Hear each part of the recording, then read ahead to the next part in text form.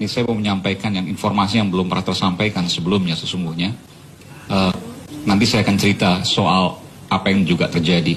Saya mendapat sejumlah informasi dari beberapa teman-teman di kepolisian, ya, yang mereka keberatan karena diminta oleh komandan, ya, nggak tahu nih komandan sampai di tingkat daerah atau tingkat pusat misalnya tidak disebutkan, yang meminta untuk mengarahkan atau membantu pemenangan dari pasangan Prabowo Gibran. Ya, ini firm.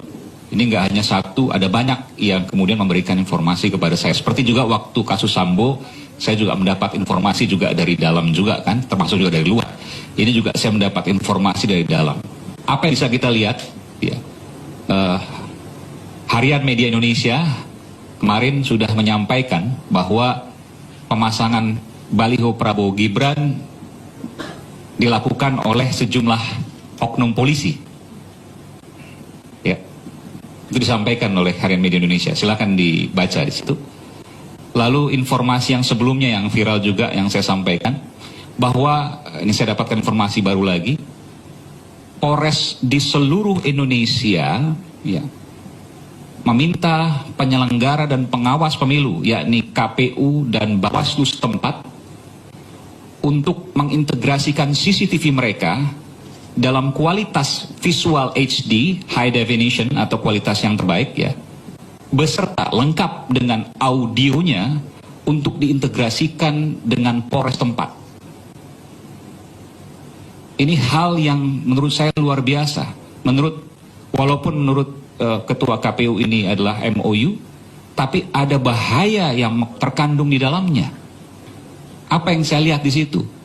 Segala gerak-gerik aktivitas dari penyelenggara maupun pengawas pemilu, yakni KPU di daerah dan juga Bawaslu di daerah, ya, itu termonitor oleh Polres tempat. Kalau tujuannya baik, benar, nggak ada masalah. Seperti 2019, itu dilakukan pasca pencoblosan untuk mengawasi surat suara. Ini jauh sebelum masa kampanye sudah dilakukan hal itu. Pertanyaannya, ada apa? Ketika gerak-gerik aktivitas penyelenggara dan pengawas pemilu semua terdokumentasi dengan baik, maka bukan tidak mungkin. Dengan informasi yang tadi pertama saya sampaikan bahwa ada arahan untuk memenangkan Prabowo Gibran, maka otomatis, ya, mungkin oknum-oknum yang tadi ya juga kemudian bisa melakukan hal serupa. Misalnya, ya, ketika ada hal-hal yang dirasa bisa dikasuskan, maka kemudian ada potensi intimidasi terhadap penyelenggara maupun pengawas pemilu yang ujung-ujungnya adalah memenangkan pasangan tertentu misalnya. Ini bukan tidak mungkin terjadi, sangat mungkin dan punya potensi yang luar biasa. Nah, saya yakin di institusi kepolisian juga banyak sekali, bukan banyak ya, banyak sekali yang masih memiliki nurani dan kemudian juga mempertahankan idealismenya, mempertahankan netralitasnya, ya. Demikian juga tentu saya harapkan pimpinan-pimpinan tertinggi termasuk juga Pak Kapolri, Jenderal Polisi Listio Sigit Prabowo juga memiliki semangat yang sama untuk mempertahankan netralitas.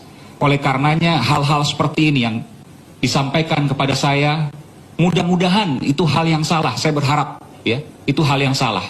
Tetapi ketika melihat fenomena di luar daerah sana, di Pematang Siantar, di mana baliho Ganjar dicopot, ya, kemudian baliho di Jawa Timur yang kemudian dikatakan oleh Harian Media Indonesia di-backingi oleh pihak kepolisian di sana, lalu kemudian ada integrasi CCTV dan dengan visual HD, lalu kemudian beserta lengkap audionya di seluruh Indonesia yang diintegrasikan dari KPU Bawaslu ke Polres tempat, ya. Saya pikir sulit rasanya untuk menyatakan bahwa tidak ada sesuatu di sini. Pasti ada sesuatu, dan ini harus diungkap tuntas, harus diluruskan. Jangan sampai kemudian institusi yang kita cintai bersama, kepolisian ini, ya, menjadi institusi yang bertentangan dengan nilai-nilai demokrasi. Saya yakin betul bahwa ini bukan terkait institusi, tapi ini terkait dengan oknum-oknum di dalamnya. Jadi mari saya sebagai juru bicara TPN Ganjar Mahfud 2024 ya. Saya himbau pada teman-teman kepolisian ya untuk tetap netral, tetap menyuarakan nurani dan berfungsi sesuai dengan tupoksi dari Kepolisian Republik Indonesia. Terima kasih.